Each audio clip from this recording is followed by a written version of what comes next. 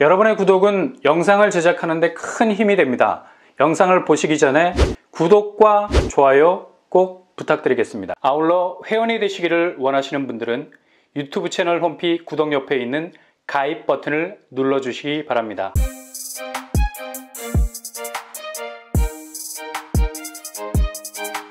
안녕하세요. 빰바람 목독바입니다. 서울에서 4321세대, 숫자가 4321이야.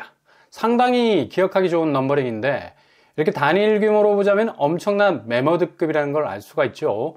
요즘 서울 공급이 없다고들 난리인데 이 정도로 한 방에 풀어낸 곳이라면 상당히 매력이 있을 것 같기도 하고, 근데 문제는 가격대가 절대적으로 호불호를 가르는 기준이 될 수밖에 없는 게, 무조건 서울 분양은 고분양가로 찍어내기 때문에 지금 금융환경에 혹독한 고금리 상황을 헤쳐나가기란 당첨이 돼도 제대로 집값이 올라주질 않기 때문에 이건 배보다 배꼽이 더 큰 경우가 허다할 거고, 장기적으로 집값 추이는 하락 추세의 급변기를 맞이해서 다시 예전처럼 고점으로 올라갈 수 있는 여력이 다 소진이 된 상태라서 이렇게 달리기 시작한 분양가 등에 잘못 올라탔다가는 그냥 벼랑 끝으로 갈 수가 있어요. 경주만은 레이싱을 해야 하는 건데 치킨 게임, 그러니까 벼랑 끝에서 누가 브레이크를 먼저 밟느냐로 가면 그냥 떨어져 죽으라는 얘기입니다. 상반기 서울 분양에서 청약 불패론이 나올 만큼 청량리, 영등포 등지에서 본격 2023년도에 고분양가 서막을 알렸던 곳들이 242대 1 그리고 198대 1의 경쟁률을 찍으면서 완벽한 분양시장의 부활을 알리는 듯 했지만 가격 이기는 장사가 어디 있겠냐고. 이거 뭐 달마다 1억씩 오르는 가격을 보면서 누가 저 가격을 끝까지 받아주나 라는 대과열 양상이 벌어지면서 상반기 터져나왔던 특례보금자리 50년 주담대 DSR을 우회해서 진입할 수 있는 여건이 조성이 되어버리니까 계속해서 오르는 분양가를 대출로 버텨줬단 말이죠. 근데 최근 대출 창구가 좁아지기 시작하면서 이젠 특례도 일반형은 자리를 접었고 50년 주담대 역사의 뒤안길로 사라지고 있잖아요. 그만큼 부동산으로 흘러들어갈 수 있는 자금이 말라가기 시작하니까 그대로 서울 청약에서도 몇백 대 1의 경쟁률이 몇십 대 1로 줄어들기 시작을 했죠. 상도 프루지오 클라베뉴 선착순 분양을 거의 마감 짓고 있고요. 그리고 개봉 호반 서밋은 무순위로 털어내려다 이것도 여의치 않아서 선착순으로 돌리고 있는데요.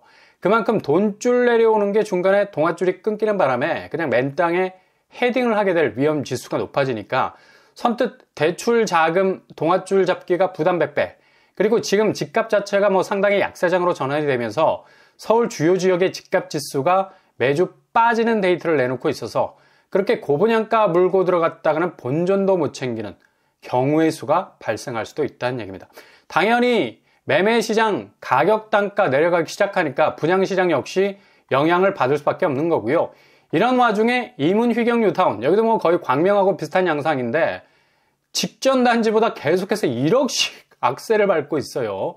무슨 김연아가 빙판 위에서 빙그르르 돌았던 트리플 악셀도 아니고 분양의 적신호가 왔음에도 불구하고 분양가 악셀은 트리플 수준을 넘어서서 휘경자의 9평 9억, 그 다음 타자 레미안 라그란데 10억, 그 다음 타자 이문 아이파크자이 13억의 분양가로 분양을 했었죠. 이문 아이파크자이는 경쟁률만 보자면 787명 모집의 1순위입니다. 13,280명이 접수를 해서 평균 경쟁률 16대 1을 기록을 했었습니다. 근데 1순위 모집 가구의 5배를 채우지 못해서 2순위 청약으로 청약을 받아야만 하는, 어찌 보면 덩치에 비해서 약간은 좀 떨어지는 성적을 거두기도 했죠. 덩치가 초반에 말씀드린 대로 최고층 41층, 동수가 빈틈없이 꽂혀있는 연필꽂이 터지려고 해 무려 25개 동네가 됩니다. 세대수는 4,000세대가 넘어가고요. 오피스텔도 나오려 했는데 이번에는 이게 제외가 됐었죠. 근데 분양가 오름세가 남달랐던 건 지난 8월에 비해서는 2억, 4월보다는 3억이 오르는 기염을 토했죠. 근데 요즘 청약은 무조건 계약률이 실질적인 성패를 좌우한다 해도 과언이 아닙니다. 아무리 경쟁률이 높아도 계약을 포기하는 사람들이 부지기수라면 이건 그냥 빵꾸가 나는 건데, 요즘 청약 통장 그냥 찢어버리는 거 대수로 생각을 하는 사람 많습니다. 그만큼 청약 자체 난이도가 또 가격 면에서 상당 부분 올라와 있기 때문에 끝까지 청약 통장 없으면 그만이지 라는 생각도 한단 말이에요. 그래서 당첨이 돼도 자금을 계산기로 두드려 보니까 이거 감당이 불감당이네. 평생 집을 짊어지고 살아야 하겠고 당장 주식시장의 수익률을 실현시켜줄 집값 급등은 이미 물 건너간 것 같고 해서 그냥 계약을 무더기로 포기하는 사례가 많죠. 이문 아이파크자에도 지난주 11월 24일에 계약이 마감이 됐습니다. 근데 여기 4,000세대가 넘는 대규모 단지 그리고 일반 분양 물량만 1,641세대가 나왔어요. 워낙 세대수가 많으니까 꿀벌의 집이 꿀로 가득 차지 못하고 빌 수 있는 확률이 높은 거죠. 아니나 다를까 계약일이 끝나던 24일 기점으로 해서 예비 당첨자들에게 문자가 날아들어오기 시작을 했습니다. 일단 예비 당첨자 순번이 정해지면 빨리 서류를 제출하라는 문자가 터지기 시작하죠. 계약률 완판을 짓지 못해서이기 때문인데 순번이 뒤로 계속해서 넘어가는 넘버링 오버 현상이 일어나면서 전혀 기대도 안 한 순번까지 연락이 온다는 거죠. 이건 그만큼 계약률이 저조했다는 반증이기도 하고요. 찌라시가 돌기를 시작했는데 계약률이 절반 수준을 조금 넘어섰다는 얘기까지 나오고 있습니다. 이거 충격이죠. 그만큼 예비 당첨자 순번에서도 자격이 돌아가도 그냥 뒤로 넘겨버리고 포기하는 사례도 속출할 수 있다는 얘기입니다. 1600세대 중에 50% 정도면 800세대 정도가 펑크가 나는 수준인데 이건 뭐 공식적으로 공지된 상황은 아닙니다. 그만큼 시행사 입장에선 계약을 바로 까버리면 상당히 이후에 계약을 진행하는 데 있어서 어려운 부분이 있어서 맞다이로 문자를 보내서 가부를 묻고 서류 제출 기준을 따라서 서류 제출자들 중에 다시 추첨제로 돌려서 당첨자를 선정하게 되는 거죠. 아무튼 확실한 건 지금 이문 아이파크자에는 예비 당첨자에게 불이 나도록 문자를 띄워서 계약률을 채우기 위해서 사방팔방으로 동분서주하고 있다는 거고요. 그만큼 분양가가 너무 높았던 게 원인이었는데 59제곱이 10억에 가까이 보이고요. 84제곱은 13억을 뚫어버리고 있고 99제곱은 15억 그리고 102제곱은 16억까지 가고 있었죠.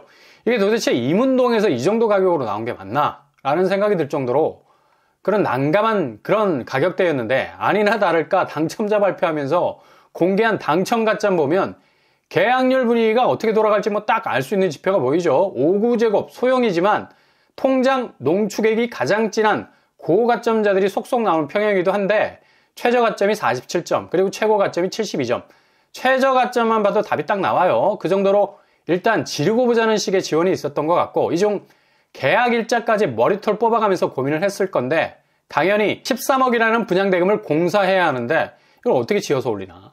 기본 가지고 있는 자금이 바닥인데 도저히 뭐 대출 끼고서라도 자신이 없는 거야. 그냥 통장 찍고 계약서 찢어버리는 거지. 그리고 중대형 평수로 가보면 상황은 더욱 심각해집니다. 국평에서 최저 가점이 32점 나왔고요. 최고 가점은 71점. 최고 가점은 뭐 신경 쓸 게 아니죠. 어차피 이런 분들은 자금 대고 가점 되니까 그냥 완전히 결정을 본 상태에서 들어온 거라 계약률에 별 영향을 주지 않는 건 당연한 거죠. 근데 최저 가점이 32점이라는 말은 그만큼 계약률이 이후에 엄청나게 흔들릴 수 있는 가점 지표인 건 맞습니다. 그러니 계약률이 50%라는 찌라시가 돌만하다는 얘기죠. 공식적인 계약률 공지를 하진 않았지만 어느 정도 이런 찌라시가 계약률 분위기를 말해주고 있는 것 같은데 이거 이렇게 되면 이후에 예비 당첨자에서 충당이 되지 않으면 무순위로 가든지 아니면 바로 선착순 분양으로 돌릴 수도 있는 가능성이 충분히 있다는 거죠. 이렇게 지금 매머드급 서울 분양단지도 고분양가라는 가두리를 치기 시작하면 분양은 물론 계약률마저도 장담할 수 없는 상황까지 이르게 된다는 얘기죠. 결국 잔여 물량을 털어내기 위해서 무한궤도를 돌릴 가능성 높은 거죠. 결국엔 이렇게 신축 잔여 물량은 무주택자에게로 돌아가는 게 아니라 결국엔 유주택자들, 다주택자들에게 돌아가게 되는 청약은 더 이상 무주택자가 하는 게 아닌 자금 열게 되는 다주택자들의 전유물이 될 가능성 높은 겁니다.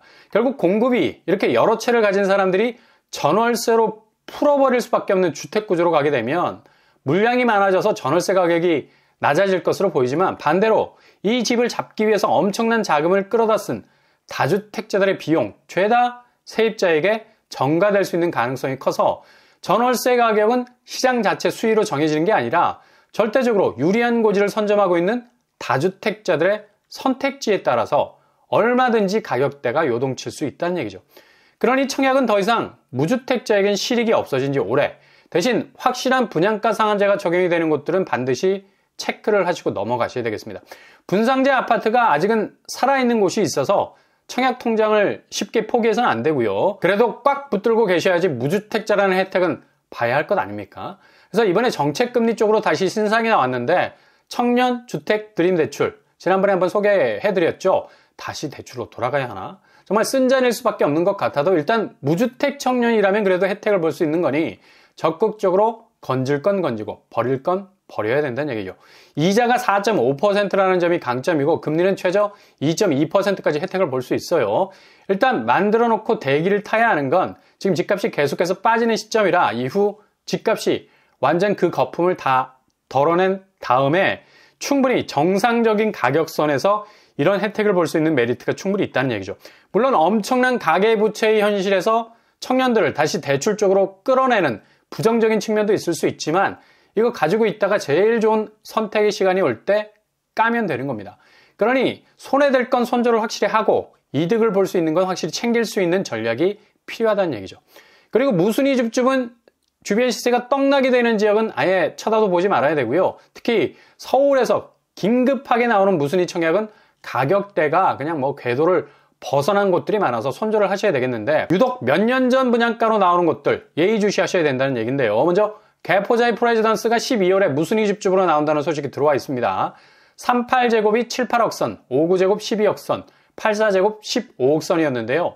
지금 59제곱이 21억 6천에 형성이 되어 있어요. 거의 뭐 10억 가까이 시세가 벌어져 있죠. 그리고 84제곱 25억에 형성이 되어 있습니다. 소형 평수 7, 8억 대비 20평대 21억이라면 정말 시세 면에서 상당한 가격차가 벌어지게 되는 건데 여기도 고점 대비 29억 5천 대비 25억으로 내려와 있는 상태이긴 합니다. 강남 하락세를 그대로 영향을 받고 있는다 해도 과언이 아니죠. 그래도 강남에서 7, 8억대로 소형 평수지만 진입이 가능하다면 지금 비강남권 아파트 59제곱이 초반에 언급해드린 이문 아이파크자이 59제곱 10억에 육박을 했잖아요. 이거에 비하면 상당한 메리트가 있어 보인다는 얘기죠. 나오는 물량도 소형 평수 대략 5세대 이상이 출몰을 한다고 하니 거의 몬스터급 가격을 가진 강남 아파트가 되겠습니다. 입지는 개포자의 프레지던스가 수인 분당선을 끼고 있습니다.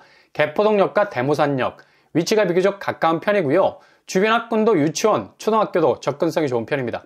입주를 올해 초에 시작을 한 아주 쌩쌩한 단지가 되겠습니다.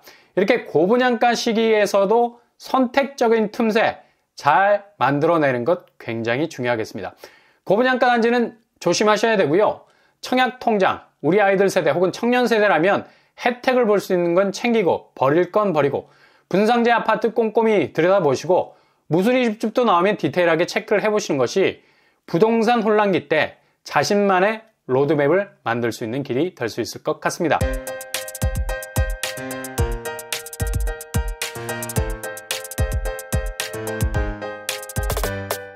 오늘의 부동산 캐릭터처 매머드급 단지 4000세대 계약률이 관심 포인트가 되었었는데요. 상당히 충격적인 결과로 전망이 되고요. 그리고 무엇보다도 무주택자로서의 혜택은 절대로 버리지 마시고 끝까지 알토란처럼 챙겨서 가셔야 되겠습니다.